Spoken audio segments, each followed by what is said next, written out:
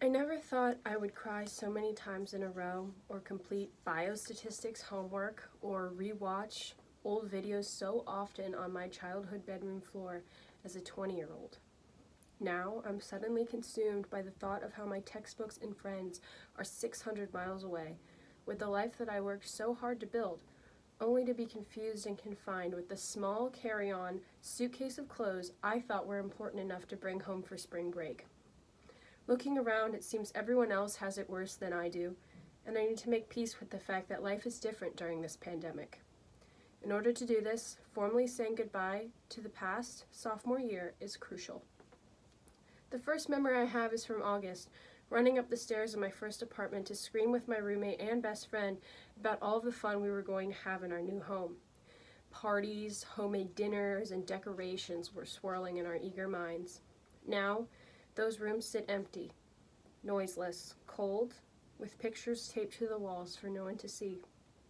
I learned a lot of responsibility in there, like how to cook, how to air out a bathroom with no vent, and how to clean up a leaking refrigerator. It was by no means perfect, but it was home. These skills will serve me for the rest of my adulthood.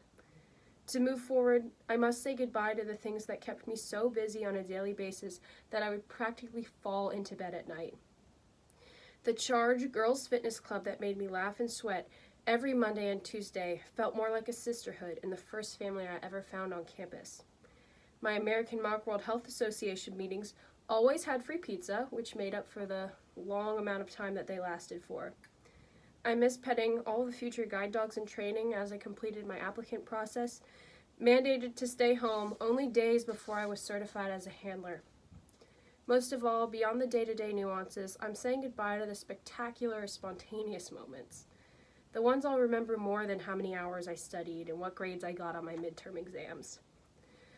The day I practiced with the gym dogs for Charge, the weekend my brother flew down to visit me, when I lost my voice for 5 days for the Notre Dame football game, and the time my friends ate insomnia cookies and watched Jeopardy with me the night that my grandfather passed away. I've learned to never take these days for granted.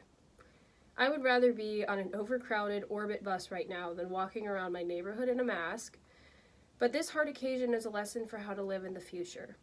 Maybe next year I won't be so upset by the long Starbucks line in Tate, because it means that campus is vivacious and full. Finals week won't be quite as frustrating because I'll still be surrounded by my support system.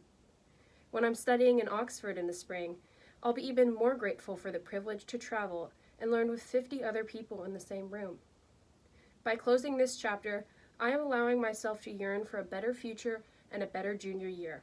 So thank you, and farewell, sophomore year. This wasn't exactly what I envisioned when everyone said I would go through a sophomore slump.